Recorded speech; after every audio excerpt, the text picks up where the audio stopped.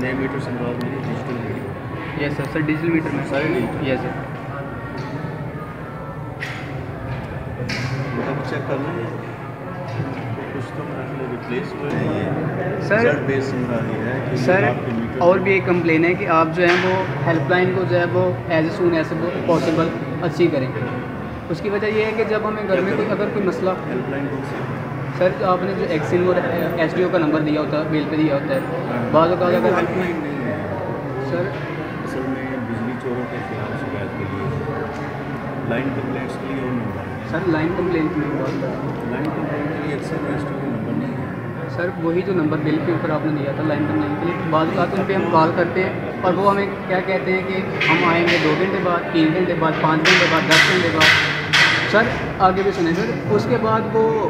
हम कॉल हम सुबह के टाइम कर रहे होते हैं और वो जो है वो अगली सुबह पे आते हैं, वो कहते हैं हमारा तो ये मसला ही नहीं है, हम तो ये कर ही नहीं सकते, कोई दूसरा तीसरा पंजवां लाइनमैन आएगा तो देन आगे वो कुछ डिसाइड करेगा। सिर्फ 118 पे कॉल करें या CCMS पे मैसेज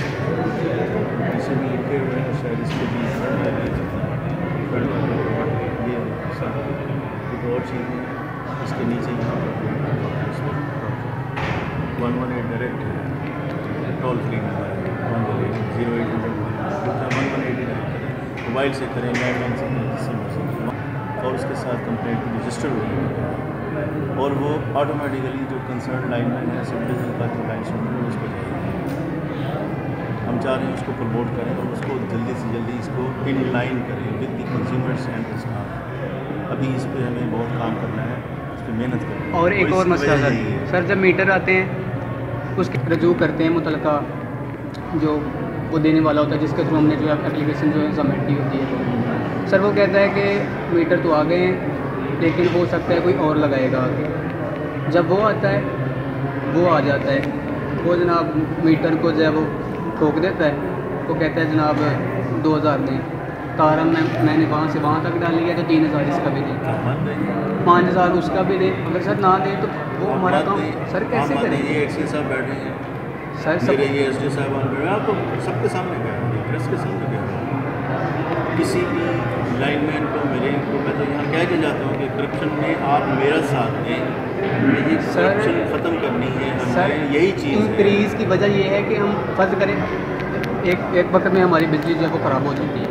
सुबह के टाइम हो जाती है और हमें ज़रूरत होती है पानी की और दूसरी चीज़ों की भी हमें ज़रूरत होती है। फॉर एग्ज़ाम्पल हमने कपड़े प्रेस करने होते हैं और इस तरह के काम करने होते हैं सुबह के टाइम, तो अगर ना करें तो ये सारे काम जो है वो कैसे होंगे? तो वही मसला है ना कि आप लोग लोकल जो लोग हैं मकामी जो लाइनमैन हैं उनकी मदद ले लेते हैं तो वो तो फिर इसी तरह ही होगा, इसी तरह सिलसिला चलेगा, रुकेगा तो नहीं ना सर। तो इसमें सर इम्प्रूवमेंट की ज़रूरत तो है ना, तो इम्प्रूवमेंट की ज़रूरत है, इसीलिए तो हम उसको ऑटोमाइज कर रहे हैं ताकि कंज्यूमर का डायरेक्ट तल्लुक खत्म हो जाए। लाइनमैन को लाइन स्टूडेंट भी आपको अंदाज़ा नहीं है कि इन कंप्लेंट्स पे जो इतनी इस पर शुरू हो गया सिलसिला की इतनी पेंडिंग जा रही है, इस पर कौन जिम्मेदार है बताएं, लाइनमैन ने क्यों नहीं किया, लाइन स्टूडेंट क्यों नहीं किया? सर रिसेंटली एक जो है वो ट्रांसफार्मर गैस ख़त्म हो चुकी है, उसकी वजह से बार बार वो ऑन ऑफ कर रहा था, बिजली जो थी वो ब्लोमिंग कर रही थी, तो उसकी वजह से। और जब हम कॉल करते थे तो वो आगे से कहते थे यार रिप्लेस करेंगे, 8 दिन के बाद 10 दिन के बाद जब समझा कि लोगों का काफ़ी नुकसान हो चुका है, देन उन्होंने एक्शन लिया और कहा कि फ़लाँ बंदे को जो है वो आप खुद डाल। सर तो वो तो आपको टालता रहेगा because that is not his direct responsibility. Sir so how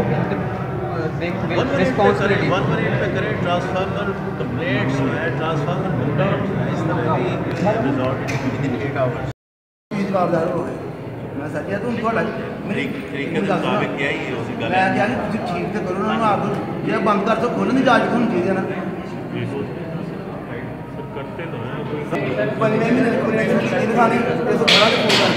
करती जागते उसमें कंज्यूमर का कसूर है उसमें? उसका जो है उसका तरीका भी हमारे पास है, निकल जाती है सिंपली हम उसका सर मैं चेंज बड़ी करते बड़ी तो वहाँ सर 118 पे कॉल भी किया है, दफ्तर के चक्कर भी लगाए हैं, उसके बाद हल हुआ।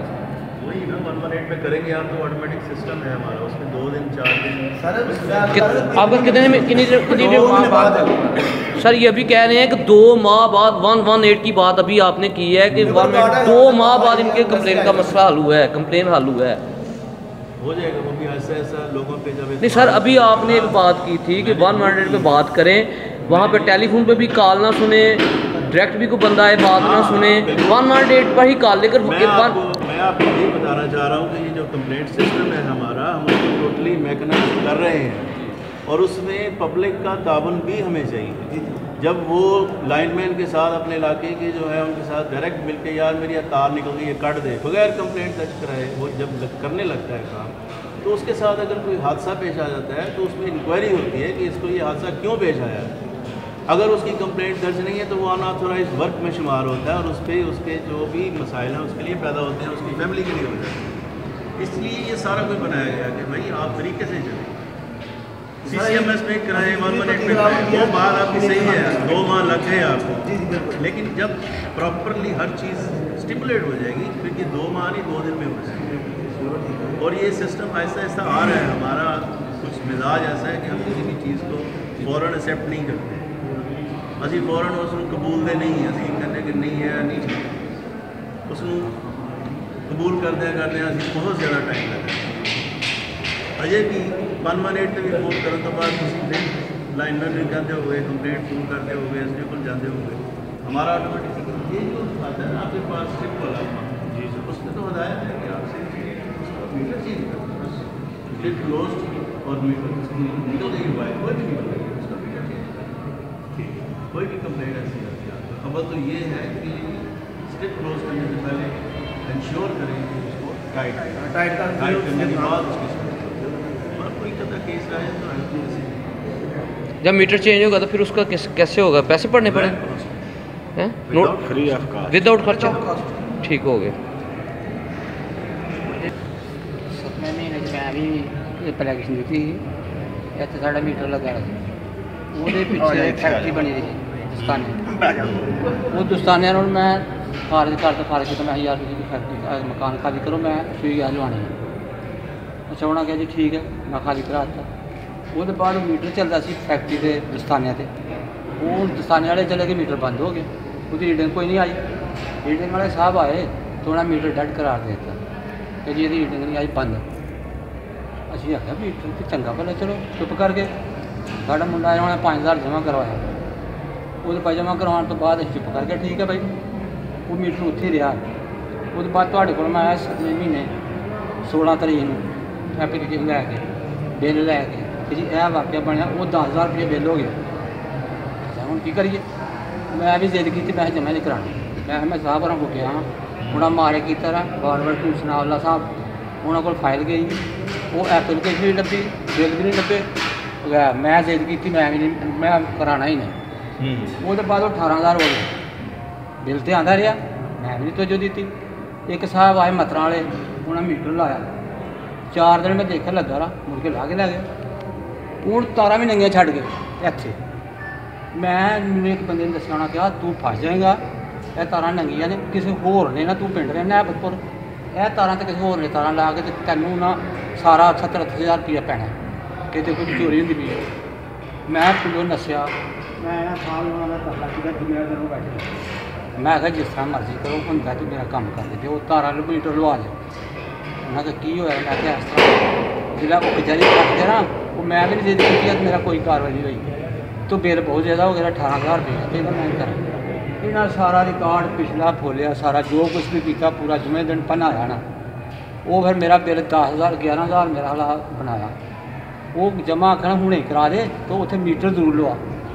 हाँ जी ठीक है। वो बिल फौरी तौर पर जमा करवाया, फिर जाके उत्थे मीटर लवाया, तो फिर मैं घर में गया। यह हाल होंगे मैं मीटर ही ला के लै गए, तारा नंगियां छड़ के मेरिया तो आपे घर। मैं वो मतरा वाला मुंडा, चलो हूँ अपने सारे ही, मैं भी हैबतपुर तो भी मेरे पिंडा दे, ये भी सारे मेरे पिंडा दे। तो मैं हूँ की करा, चुप करके मैं सबर कर छड़े, चलो ठीक है। नहीं तो मैं गुजर वाले जान तक तैयार सा।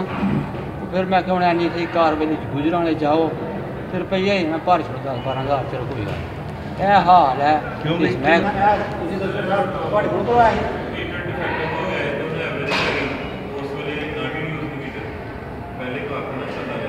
हाँ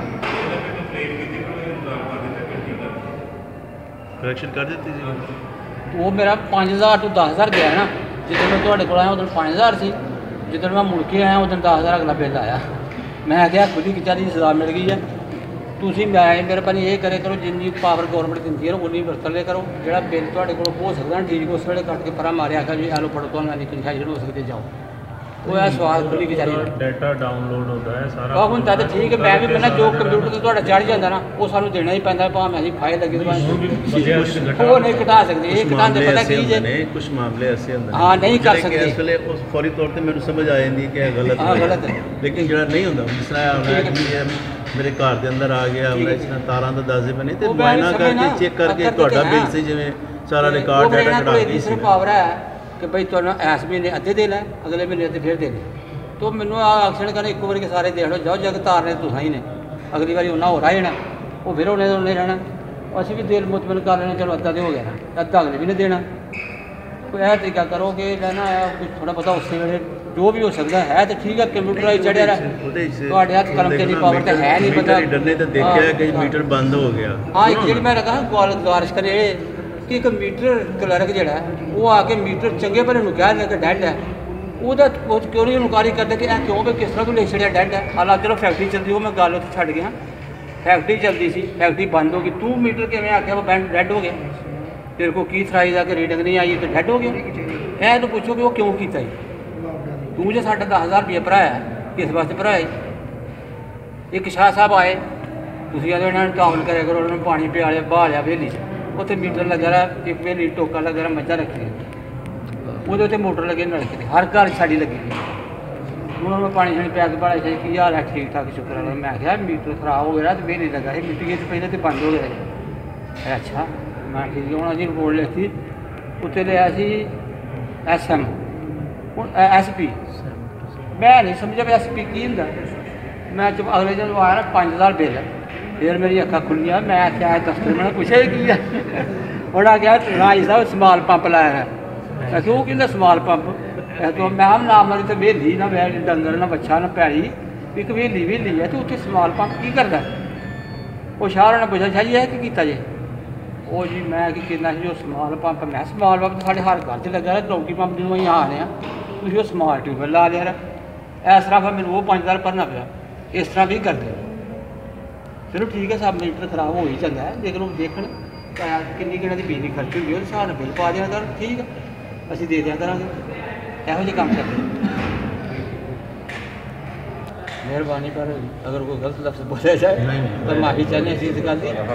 ਤੇ ਉਹ ਹੱਕ ਤੇ ਬਣਦਾ ਹੱਕ ਤੇ ਉਹਦੇ ਨਾਲ ਹੁਣ ਅਸੀਂ ਤੰਗ ਹੁੰਦੇ ਹਾਂ ਤੇ ਅਸੀਂ ਆ ਕੇ ਤੰਗ ਆ ਕੇ ਇਹਨਾਂ ਨਾਲ ਜ਼ਿਆਦਾ ਬਾਜ਼ੋਂ ਜਾਤੀ ਹੁੰਦੀ ਹੈ ਇੱਥੇ ਇਸ ਤਰ੍ਹਾਂ ਦੀ ਪੋਜੀਸ਼ਨ ਹੁੰਦੀ ਹੈ ਬਾਜ਼ੋਂ ਇਹ ਵੀ ਹੁੰਦਾ ਇਹ ਨਹੀਂ ਕਿ ਸਿਰਫ ਮਹਿਕਮਾ ਕੰਜ਼ਿਊਮਰ ਲਈ ਜਾਤੀ ਕਰਦਾ ਹੈ ਫਿਰ ਜ਼ਿਆਤੀ ਮਹਿਕਮੇ ਨਾਲ ਵੀ ਬਾਜ਼ੋਂ ਦੱਸੀਦਾ ਵੀ ਹੈ ਭਈ ਯਾਰ ਤੇ ਫੈਕਟਰੀ ਲੱਗੀ ਰਹੀ ਸੀ ਉਹ ਬੰਦ ਹੋ ਗਈ ਤੇ ਮੀਟਰ ਦੇ ਰੀਡਿੰਗ ਕਿੱਥੋਂ ਹੋਣੀ ਸੀ ਅਗਰ ਪ੍ਰੋਪਰਲੀ ਜਾ ਕੇ ਦੱਸ ਦਿੰਦੇ ਨਾ ਦਫ਼ਤਰ ਵਿੱਚ ਤਾਂ ਮੈਂ ਵੀ ਲਾਭ ਫੈਕਟਰੀ ਬੰਦ ਹੋ ਗਈ ਫਿਰ ਉਹਨੇ ਡੈਡ ਨਹੀਂ ਸੀ ਕਰਨਾ ਹਾਂ ਫਿਰ ਉਹ ਡੈਡ ਨਹੀਂ ਸੀ ਕਰਨਾ ਨਵਾਂ ਮੀਟਰ ਸੀ ਲਗਾ ਉਹਨਾਂ ਦੇ